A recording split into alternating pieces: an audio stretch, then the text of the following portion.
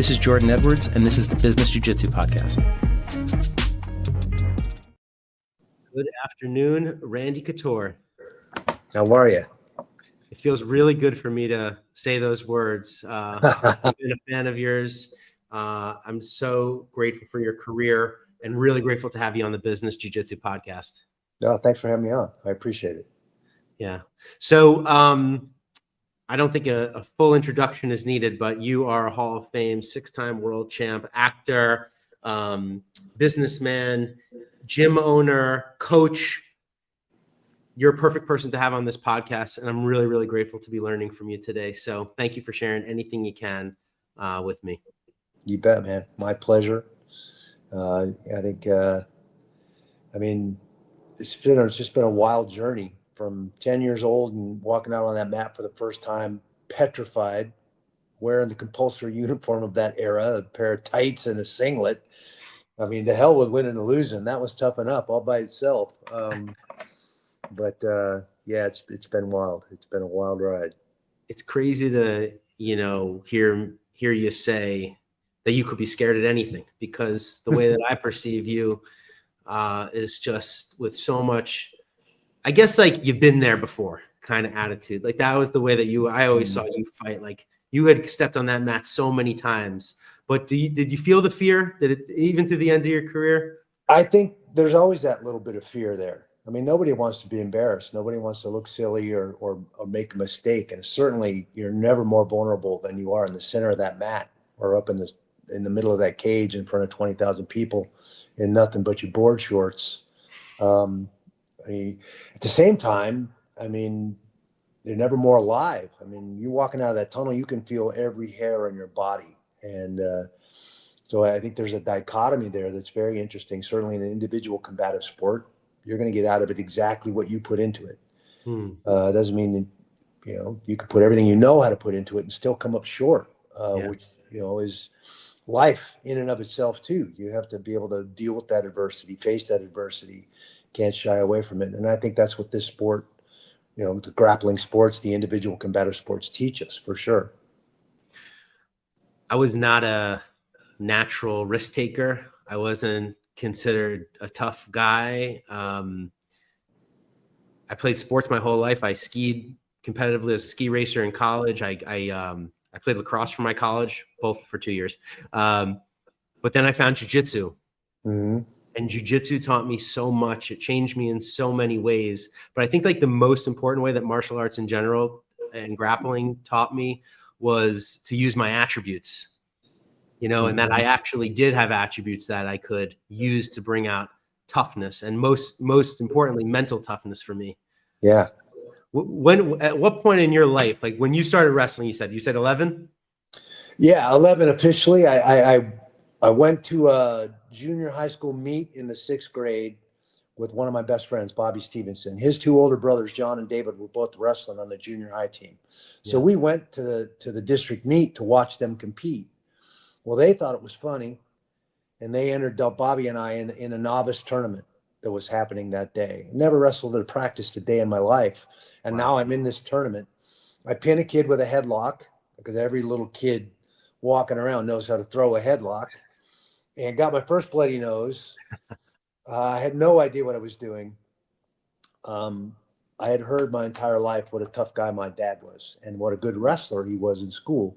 So somewhere, I think in my young mind, he was not around ever. And so I think I thought somehow if I walked out on that wrestling mat that next year when I rolled into junior high school, maybe I'd get his attention. Maybe he'd come around. He never saw me wrestle a single match in my entire life. But I found the place I seemed to flourish. I found the place where my friends, those were my friends. We got on that mat every single day, sweat and bled and pushed each other. Those coaches filled that void of that missing dad. Coach Casebeer, Coach McAvoy, Coach Winter, right on down the line through college, Coach Say and Coach Burnett, Coach Smith, all the other coaches I've had in my life. They filled that void for that missing male figure. That when I needed a kick in the ass, they were the guys that were going to step up and do that. And when I needed some encouragement, they did that as well. So, you find your way, right? You find the places where you need to be. You meet the people you need to meet. I had every excuse to make a lot of bad decisions and use my family situation as an excuse, frankly. Rather than do that, I used it as gas to, all right, I'll show you. Yeah. And by the time I was a senior, I'd won a state championship my senior year. That was that accomplishment set the bar for the rest of my life.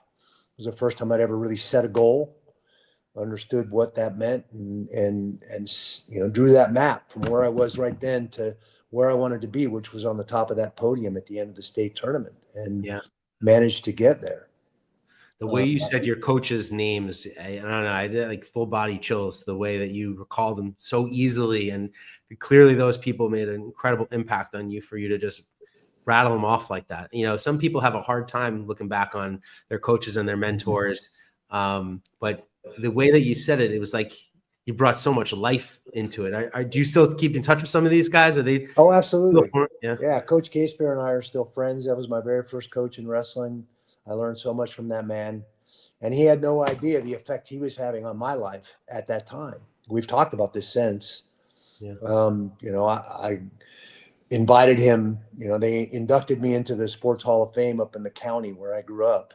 As a one-time state champ there, and almost all my coaches came to that ceremony, which was really cool. Coach McAvoy, I hadn't seen him in years.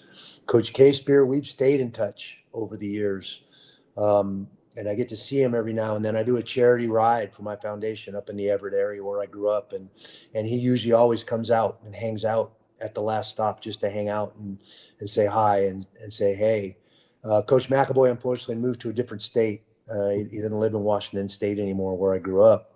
So, but he flew up for that ceremony. And that was the first time I think I'd seen him since I was in high school. So, wow. That was pretty amazing. Coach Winter and I, that was my coach in the Army. And we're still good friends to this day. I see him on occasion. I just got to go up to Fresno. He was inducted into the California State Hall of Fame as a wrestler and a coach. And got to go up and be there at that ceremony for him with a bunch of the guys I wrestled with when I was in the Army. Yep. It's one of those things, grappling especially, where you meet these friends and they become lifelong friends. You sweat and bleed together. You're embracing the suck. That's what we used to say in the Army for sure. And that creates this camaraderie that you just don't find in a lot of other places, in my opinion. Yeah. Grappling, I guess it's close. It's on, you're on the mat. You're embracing each other. There's something about it that really brings people close together. And when you have a great training partner, I mean, you just want that person around all the time. Well, we got to meet up. When are we going to meet up? We got to meet up more, especially like in, wrestling, or you find someone your weight, your size that pushes you. You need that person around, and it's an incredible bond and relationship. Yeah, pushes you, but at the same time takes care of you. Isn't out to prove anything. No ego involved. You're going to get tapped out. You're going to get smacked. If you're in the right place, you are. Yeah. And if you're not, you're probably in the wrong place. I mean, that's the truth. But you push each other to the limit, but at the same time, you take care of each other. And again, there's no stronger bond that I've found. Yeah. So you win states as a senior. Did you know you were going to commit to the military at that point? No, I walked on. I got no love from the college coaches out of high school. Walked on at Washington State. They still had a program back then in 1981. That program got dropped in 1982. I didn't make the varsity squad my freshman year. Wrestled off, in October, going into November. Most of the tournaments and stuff start kicking off in November. I wrestled off against a senior, got beat, didn't make the squad. So I had Thanksgiving weekend free. So I got on a bus and rode 8 hours across the state to home, to where I grew up in Linwood on the west side of Washington State. Yeah. Pullman, Washington State was in Pullman on the east side of the state. So went on a date with my former girlfriend. My whole senior year, I dated the same gal. And 3 weeks later, I'm back in college in Pullman, and she said, "Hey, I'm pregnant. I'm having a baby with you or without you." And I think I went on autopilot. And I said, "Well, Wow. let's get married." And that this was November, December timeframe after Thanksgiving that I got this phone call. Wow. Came home from Pullman, and we got married in February, and my first child was born that next August. Wow. And that's what led me to go and take the ASVAB and seeing a recruiter, and I had to find a way to support this family. I wasn't going to be, like my dad was, frankly. Yeah. And so we were off and running. Scored high on the ASVAB, and they said, "Well, we'll give you $5,000 if you want to be an air traffic controller in the Army." This was right after Reagan had just fired all those guys that went on strike. So all Yeah. the military guys got out and took those civilian jobs, and the military needed air traffic controllers. $5,000 sounded like a lot of money to me in 1982. So I was signed, and I was gone. I went to basic. My son was born in August. Ryan was born in August, and then I left for basic training in October that same year, Wow. and spent 6 years in the uniform. I thought Great wrestling service, was. I Randy. thought wrestling. Yeah. I thought wrestling was done for me. Yeah. I had a family on the way, and was joined the service. Little did I know, 5 million soldiers stationed in Central Europe at that time. Wrestling and boxing were huge sports for them. And I ended up back on a wrestling mat in Germany, trying to make the All Army team, and ultimately qualified for the '88 Olympic trials as a soldier. Wow. That's absolutely what an incredible part of your story. I think I registered that and I knew it, but just to hear you say it is a different thing. Were you stationed in Germany when you were? My first duty station was Hanau, West Germany. Yeah, it was that long ago. It was still a West Germany and an East Germany. I loved it. I ended up wrestling on a German club team and wrestling on my base team, my post team, traveling all over Germany and around Europe, wrestling in Greco and freestyle wrestling tournaments. I'd never wrestled Greco before. That was my first time as a 21-year-old. And then ultimately ended up qualifying for the '88 Olympics as a Greco-Roman wrestler in fairly short order. So it was obviously a style that I liked, that fit me, and little did I know, it also became one of the best styles for making a transition into MMA. So yeah. Can you give us a little education between the different wrestling styles well, there's three styles in the U.S. Obviously, collegiate wrestling, or folk style is what we call it, is the American style of wrestling. I think every country has their own kind of style of wrestling, indigenous to that country. There's Schwingen in the Alpine states and in Europe, Gurus, the Turkish oil wrestling. Obviously everybody's seen sumo in Japan. College style wrestling or folk style wrestling is our American style of wrestling. The two Olympic styles in the modern games, obviously Greco was one of the original styles of wrestling back in the ancient games. But in the 40s, when we came out with the modern Olympics, freestyle wrestling and Greco-Roman wrestling were the two styles of wrestling that were competed at the Worlds and at the Olympics. Greco takes place in a much more upright posture because you can't grab legs. You can't shoot a double or a single or a fireman's carry. All the holds take place from the waist up. So you're much more upright in posture. You don't have that gi like judo to throw a guy or grip and throw a guy. You have to learn the little nooks and crannies of the human body and how to manipulate that and grab a hold of a guy and throw him to the floor to score points. Yeah. Freestyle was a little more akin to folk style, where you could shoot a single leg or a fireman's carry or a double leg and attack the legs and use the legs to score points and take a guy down. Folk style was way more about control. I had to hold him on his back to score those points. I had to hold him on the mat to win the match or win riding time, or it was a lot more about control. So Greco and folk style are the two styles that translate directly to fighting, to MMA. Because what in MMA, it's all about position, all about controlling positions. At some point in my life, you imprinted on me you were giving a clinic or a YouTube video or somewhere, and you were talking about the importance of the position in Greco and the underhooks and the positioning of your head under their chin and keeping them up against the cage so that you could fight. That always stuck with me in the way that you were talking about it. So is that head position is very important on the wrestling mat, and certainly important in a fight when somebody can punch you or kick you in the head. Yeah. Yeah. So that Greco style that translated well for you when you started fighting in the UFC. Yeah, Dan Henderson, myself, Matt Lindland, we were represented by Rico Chiapparelli in the Raw team, Real American Wrestling. There was a bunch of us from the Olympic wrestling world and collegiate wrestling world that saw the application of years of training in this new crazy sport called no holds barred or MMA. Yeah. And so a bunch of us jumped in. Obviously, Coleman and Severin and Fry were kind of the first bigger names from the wrestling world. We saw, Kenny Monday, we saw Kevin Jackson, we saw, a bunch of very, very accomplished high-level wrestlers test the waters, stick their big toe in. Some of them stayed, some of them didn't. Danny, Matt, myself, Coleman, certainly Don Fry had some success with our wrestling pedigree in the world of mixed martial arts.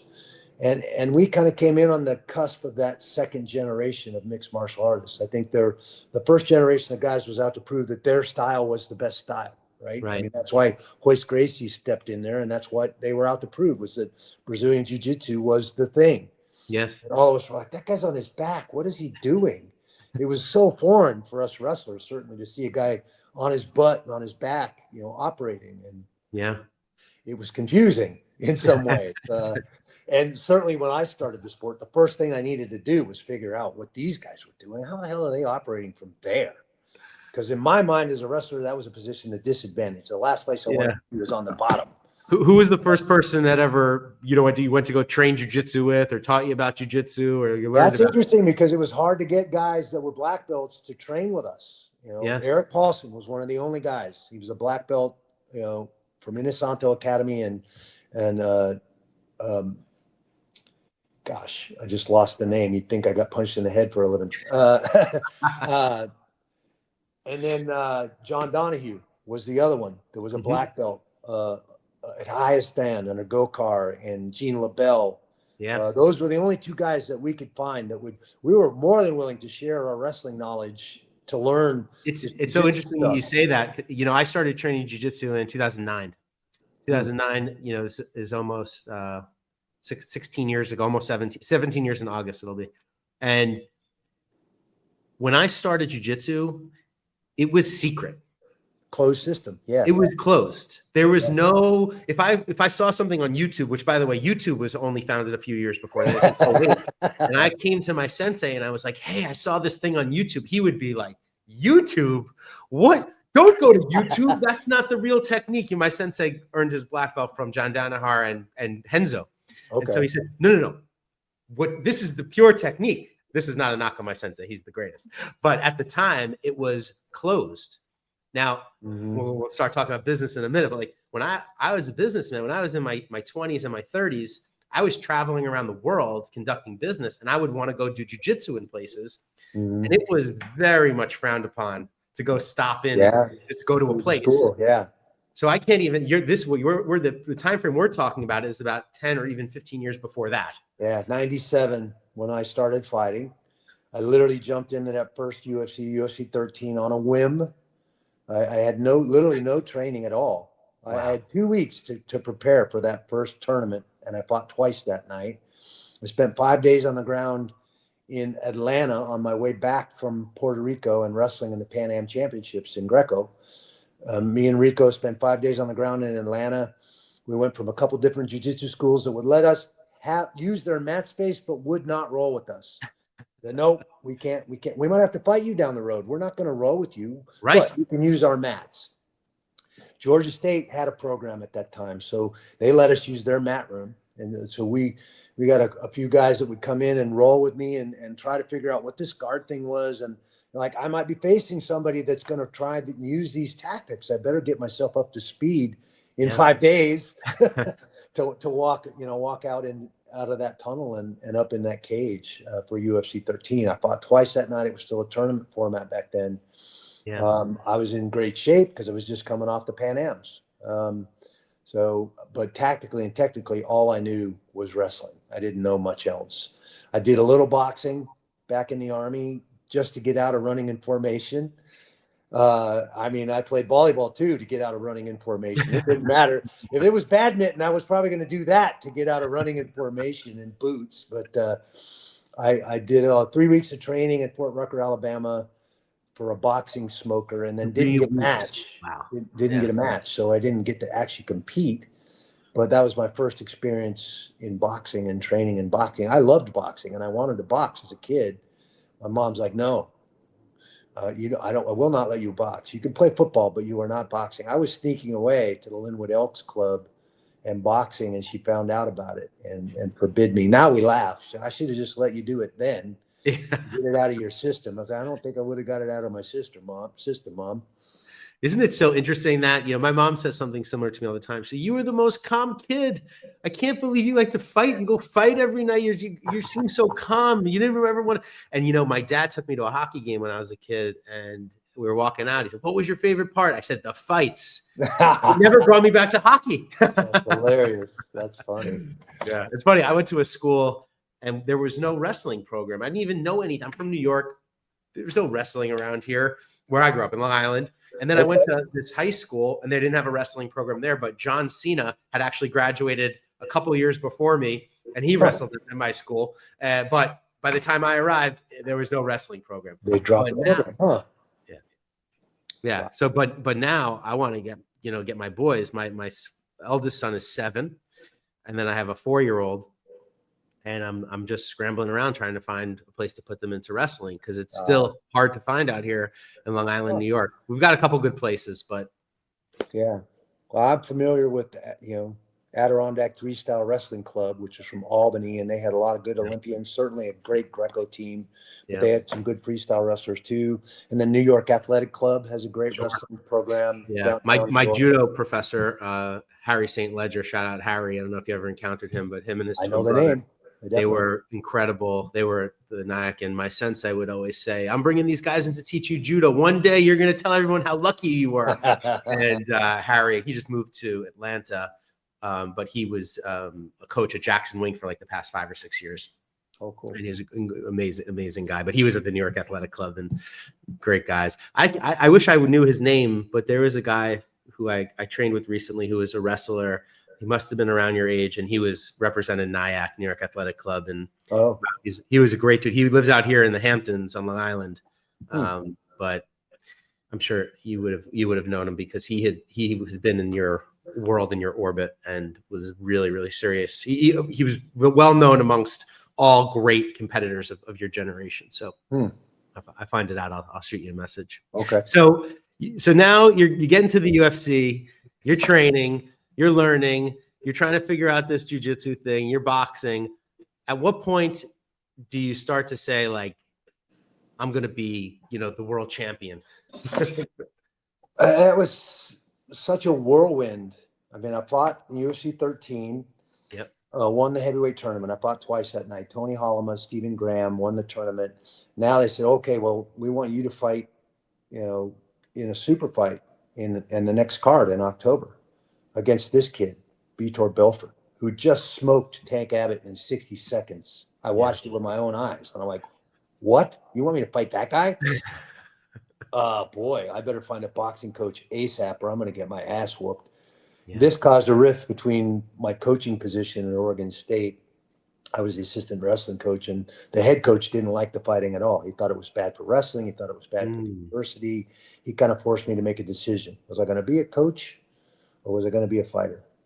And I'm like, Coach, they're paying me more for this one fight than you pay me for the whole year as an assistant wrestling coach. I think I'm going to be a fighter. And so I literally left my coaching position to pursue that fight with Vitor in the super fight. And they said the winner of this super fight is going to get a shot at the heavyweight title. Wow. Mark Coleman had just gotten beat by Maurice Smith. Yes. Maurice kicked his legs out from under him in that fight and was the new champ. Coleman was the first heavyweight champ and obviously came from a strong wrestling background, national champ at Ohio State, world silver medalist in freestyle. I mean, he was a very accomplished wrestler. We actually wrestled once in the Olympic Festival in Oklahoma my freshman year in college, Oh, and cool. he beat me by 1 point. Yeah. In a very close match. As a freshman, nobody thought I would even be in a match with him, let alone be that close. Right. So I knew him well when I finally made that transition to MMA. But yeah, my very third show and fourth fight was for the title against Mo Smith in Yokohama, Japan. So I'm like, what just happened? I start the sport on a whim, and now I'm the world champion at it. What the? I mean, how in the? It was just like a whirlwind. What a crazy ride that is to go Yeah. from military to college. You're coaching, and all of a sudden you're the world champion. I mean, yeah, in MMA. What does that do for the ego at that time in your life? I mean, I'd had my ass handed to me plenty of times in the sport of wrestling, so I was in no position to get too carried away with myself. I knew what I didn't know. Yeah. And I was, on the journey of trying to shore up and learn as much as I could, certainly about jiu-jitsu, boxing, striking. I'd never been kicked or thrown a kick, and there were a lot of things I didn't know. So, I was overwhelmed that all these people now recognize me. And, I remember coming back after UFC 13 in that tournament and going to Costco, like we always do. Yeah. Groceries and supplies. And some guy melting down in the Costco. Oh my God, you're Randy Couture. And he ran to the front to buy a 9-pack of Instamatic cameras so he could yard one out of there and wind that thing up and take a picture with me. And I'm like, what the hell just happened? I mean, I knew in that moment my life had changed. I've just lost the autonomy that I may have had before that. So you don't want to be walking around scratching your butt or picking your nose because somebody's probably watching you. Oh man, and think about how the world has changed since snap cameras. I can't even imagine how often, now with the selfie. Oh, with the digital world, yeah. The digital world, how things have changed. I mean, that must be difficult, but I guess it's the life. It becomes part of life. Yeah. I don't know that it's something I'll ever get used to.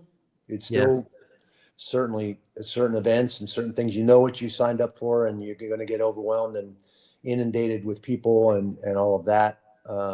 And what's coming, but it's still surprising to me to get recognized, to have people want to take a picture with you. It's like, man, it's weird. Yeah. Well, the reason I started this podcast and wrote this book was because of these nuggets of truth that I found on the mat, and I was never destined, most likely, even now I'm 40, but to be a world champion grappler. But the lessons that I brought with me into the business world, I would find myself negotiating a deal, buying a building, making a big hire, doing something. And I would say, I'm doing jiu-jitsu right now. Like the principle that I learned, or I would be struggling with some crazy problem that I would be dealing with at work. I didn't have the answer. I would go train for 2 hours. And then my sensei would be telling us a story about a monk. And I'd say, that's it. That was the thing I had to unlock today. And so I was like, I got to talk to all of these incredible people out there who have done this. And one of the things that you've done since your fighting career is not only have you reinvented yourself as a great entrepreneur and business person in your gym and your other ventures, but you became an actor. Like one of the hardest things to do, the thing that people, even incredibly talented people, the pool of people who want to be actors and get success to make a living off of it, is one of the smallest industries of which you can join. Yeah, it's a weird thing. It really is. It's a weird business. Something that, again, like fighting, fell in my lap. They were looking for authentic cage fighters for a scene in Cradle to the Grave, Jet Li and DMX in the early 2000s. And they called the UFC. So the UFC called me, they called Chuck, and they called Tito. Hey, these guys want authentic cage fighters for this movie. You guys interested in doing that? All three of us said yes. So we ended up on a set in LA for a week for this one little 5-minute scene in this movie. And it was a blast. It was like going to Oz. and getting to pull back the curtain and see the guys pulling the smokes, the levers to make the fire and the smoke and all of that. It was like magic. It was really, really interesting. I was immediately intrigued by it. Nothing was going to get in the way of fighting, but I was definitely intrigued by this opportunity that fell in my lap. And I eventually went out and started taking some acting classes to try and figure it out. What have we done as athletes our whole lives? Box up our emotions, put them to the side, and stay laser focused on what we train to do, and walk out on that mat with a clear head and do what you train to do. Yeah. Now they want me to walk in front of this camera and let all this stuff out. I'm like, I don't think I know how to do that. It's a crazy process, and it's a very interesting process as well. So I was immediately intrigued by the magic of it all, and embraced it. And like I said, got some acting classes, eventually got some more jobs. After a few more jobs, I had a resume and ended up getting an agent to help me find better jobs. And that's exactly what happened. I signed with the Gersh agency in LA, one of the oldest agencies in the business. And I've had the same agent this whole time for over 20 years now. Wow. And it's been a very interesting ride. And obviously Scorpion King 2, which was, what made The Rock pretty famous in acting, the first Scorpion King. I got to do the prequel to that. And that was a huge property that summer, attached to The Mummy, and did very, very well. And then, you get a call from a guy like Sylvester Stallone. Hey, putting together this movie. My agent's like, hey, Sly wants you to come to his office. He wants to talk to you about this project he's putting together. And he obviously is a huge fight fan. Yep. Knew of me from MMA and from fighting. And obviously he's a boxing guy. Obviously all the Rocky, he wrote that very first Rocky script. He's an amazing writer and a very smart guy. And he had an affinity for fighting in general, but he liked MMA and it was new to him. So I ended up getting this meeting with him. It was fun and interesting. Certainly not a meeting you're going to pass up. Sylvester Stallone wants you to come to his office and talk about a movie. So it was funny because I showed up, I'm Army. So I show up 5 minutes early. And the casting director that's supposed to be in the meeting with us was late. And, she got tied up, traffic in LA, I'm sure. But so we're sitting in his office talking about the project and all that. And she comes rushing in flustered because she's late with a meeting with Stallone. And she bumps his bookcase coming in the office. We had all the action figures from all these different movies on the bookcase. And the Brigitte Nielsen action figure falls off the bookcase and hits the floor. And Stall's like, geez, where were you a couple of years ago? I could have used you. And it broke the ice. We just started laughing instantly. To hear his ex-wife had just fallen onto the floor. And I ended up getting the role in The Expendables, which was the #1 box office movie that summer. And playing he wanted me to play Hail Caesar. That's what he had originally talked to me about. That was written for Wesley, but Wesley was having some issues at that time. And so he was going to adapt the role and kind of rewrite it to be this college-educated guy that talks about his cauliflower ears and, wrestle and all that. And so we'd had this long conversation about the character. And then a week later, he gets Terry Crews to play Hail Caesar, which was a great fit. Yeah. And so he took it upon himself to write Toll Road into the script. I mean, talk about honored that he thought enough about our conversation and me as a fighter and a person to write me into the movie and not just say, oh, we got this guy, he'll be better. So I was truly honored that he did that. What a incredible tip of the hat to you. And coming from him, that must mean a lot. I think the world of him. I mean, his writing, his storytelling. First of all, I think he's one of the best to ever do it. But now I think he's getting the recognition he rightfully deserves for the intellect that he has, and the depth that he brings to these characters and the stories. Not just, I think, like, if you asked my mom, sorry, mom, she'd be like, Stallone? She wouldn't think we were talking, but no, but what he has brought to it is just incredible.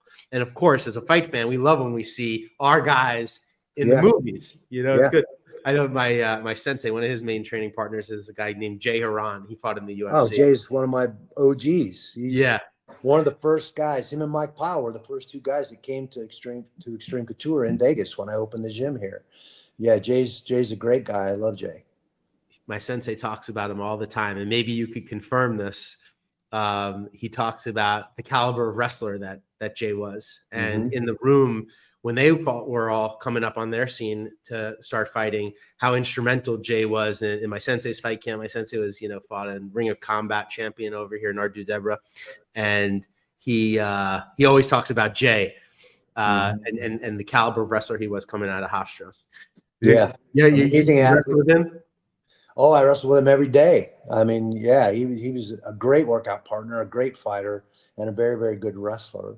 And he'll be the first to admit that wrestling probably saved his life, kept him out of trouble, got him out of some trouble, and got him on the straight and narrow and headed in the right direction. So, and now he's getting Equalizer and a bunch of great movie roles and great in stunts and acting. We got to do CIS or CSILA together and have some big fight scenes in the couple episodes we did. And I'm very excited for him and happy that he's doing so well. I get to see him at the gym. He still trains at the gym here in Vegas all the time. Oh, that's awesome. Yeah, I've never had a chance to train with him. One day, I hope. Maybe I'll come out and visit you guys and get some good training. And I could have used some good wrestling. So the way he came up recently is I competed at the Pans a couple weeks ago. Didn't get the result I wanted, but my sensei was pumping us up, and he said, "You got to channel Jay Haran's energy because Jay." You said you would ask him how to teach you a technique, and he would just say, "Nah, get off me, son. Don't take that." He would just push his hands off and get out of the position and roll out of it. Get the F off me. That's what my sensei was telling me. You got to channel that energy and bring that with you into the fight. And so with that Bronx accent too. Yeah. But anyway, I see him. I'll be watching a TV show and I'm like, oh, there he is. He's in shows and TVs, and is he in John Wick and all movies all the time? He's been in a bunch. I just watching a series now called Blind Spot, and I've seen him a couple times in that. Killing some people, doing some stunt work and some fighting scenes and stuff. He's been great. Yeah, that's really cool. I'm just so happy to see all the guys from the MMA community have this life, especially, and you've been an advocate for fighters' rights and pay. And like, the thing is, like, business jiu-jitsu for me was how to transition the principles out, and find success in all these other places. Not everyone can do it. I'm sure there's too many great fighters that were world-class in the gym, and they couldn't figure out what to do after the fight was over. And sometimes they turn to the bottle, sometimes they turn to drugs, sometimes they just can't make the transition. And but I've found these principles that we learn, just even like you just said, like showing up on time, showing up early, they're so powerful. So what can you distill it? Like, what was your secret? How did you find success, whether it was in the UFC, on the wrestling mat, acting, running a successful gym and Extreme Couture? Like, what is it?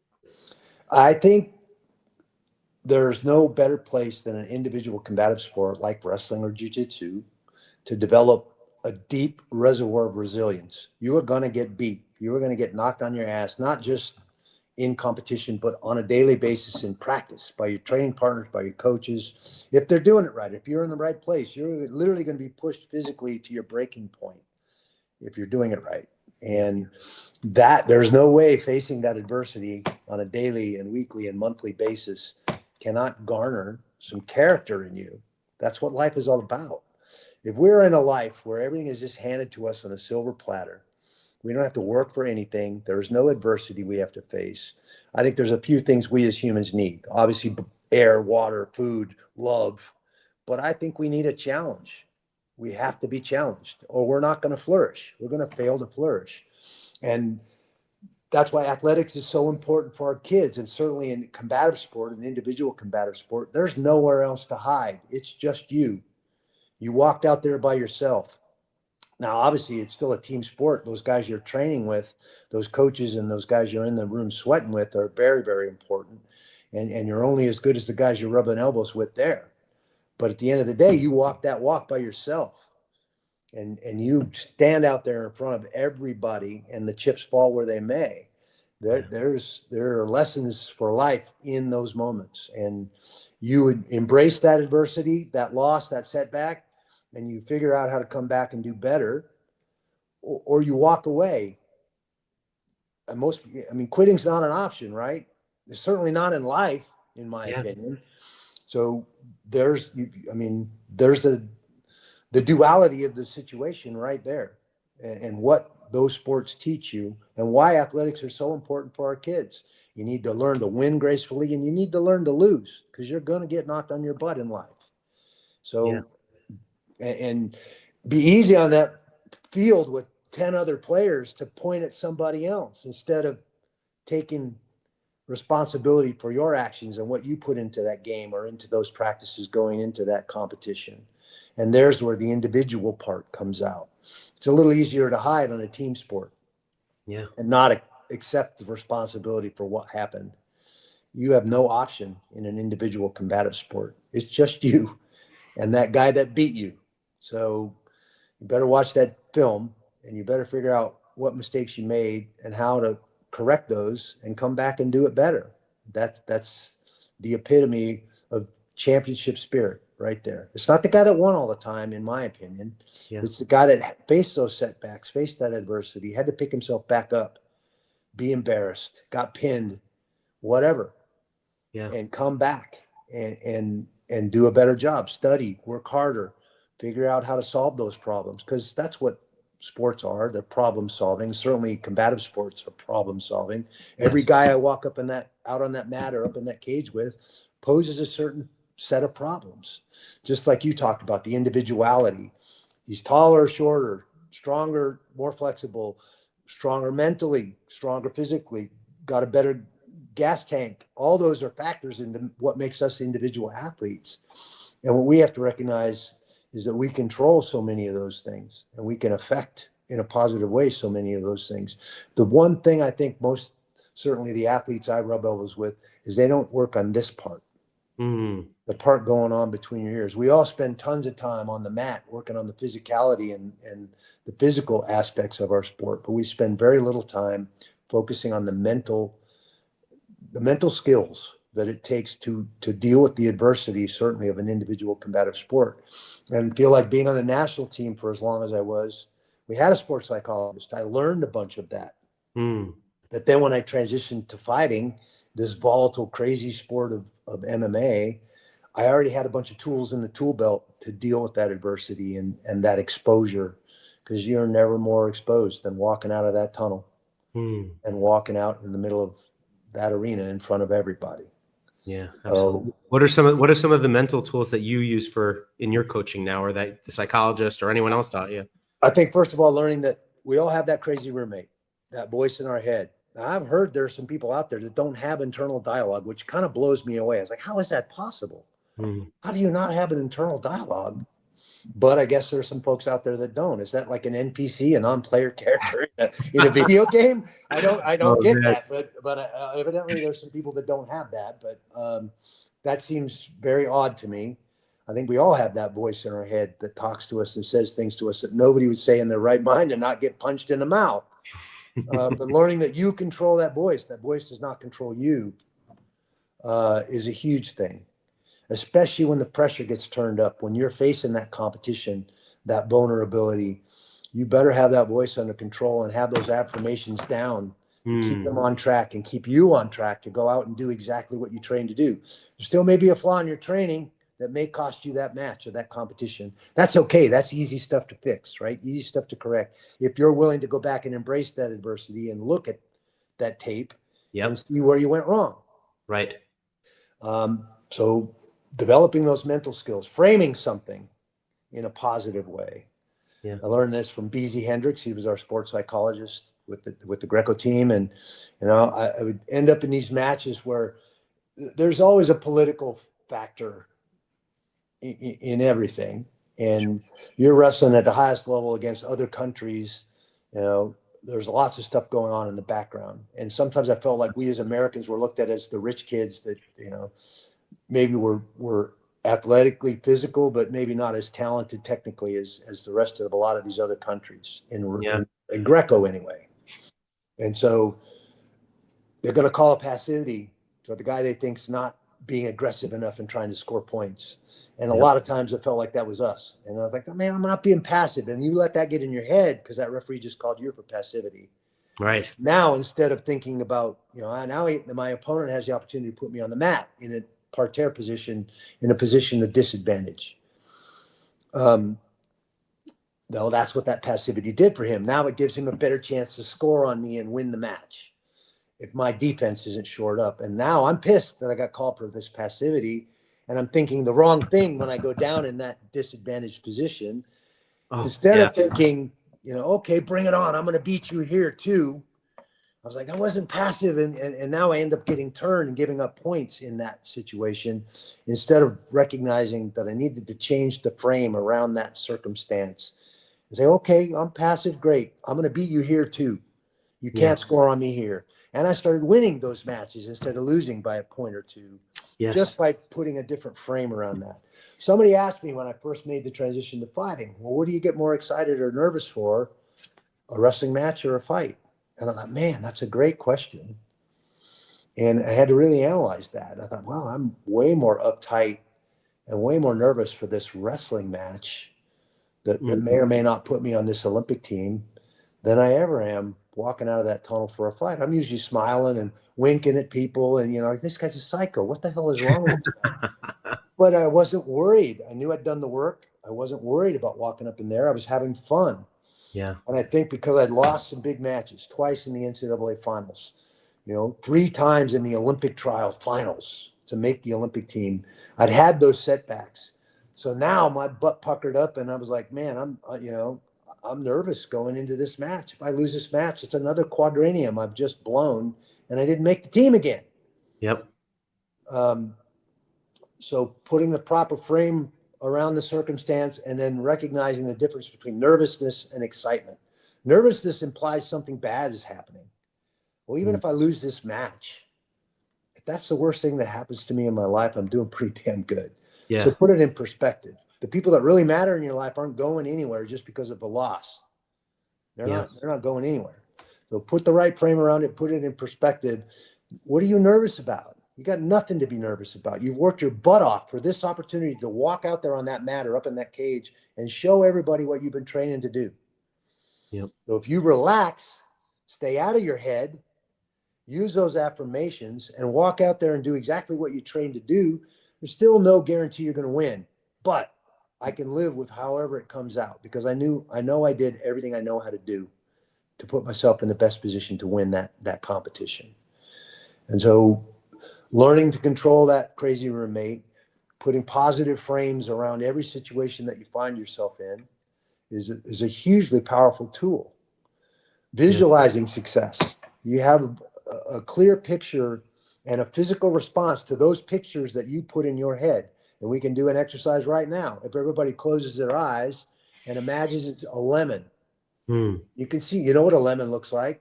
You can see the lemon clearly, the waxy yellow skin, the nubs on the end. You can see that lemon in my mind's eye. Now picture your hand coming in and slicing that lemon in half. You see the 2 halves. You see the segments. You see the clear pulp and juice running out on the counter now. I do. Now, open your eyes. Did your mouth start watering? A little bit. Yeah. Do you see any lemons there where you're sitting? I don't.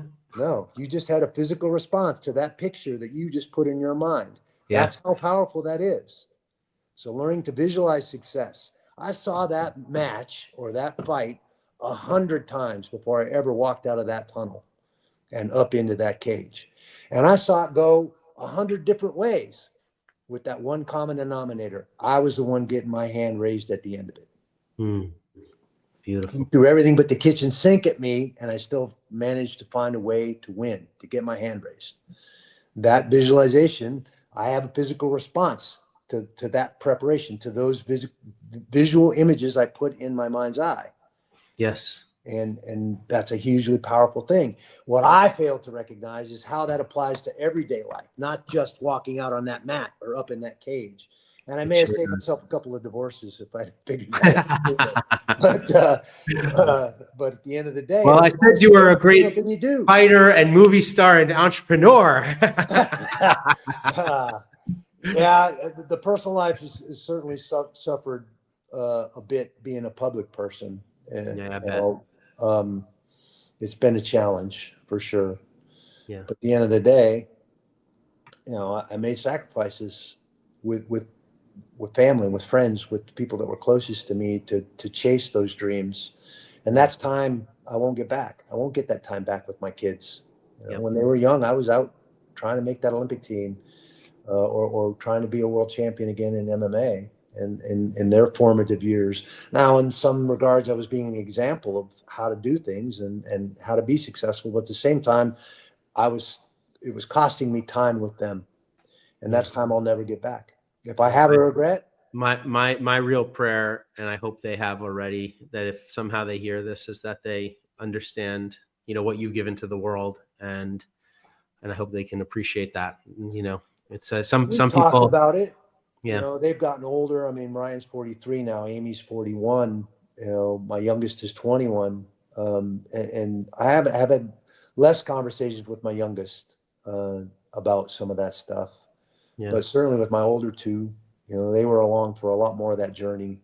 yeah, And I was in the middle of my fight career when Caden was born, when my youngest was born. It was from my second marriage. And yeah, so, and we ended up splitting up when he was fairly little, yeah, 2 years old. So uh, I've had a little less of those conversations with Caden, but I think at some point he just graduated college with a degree in psychology.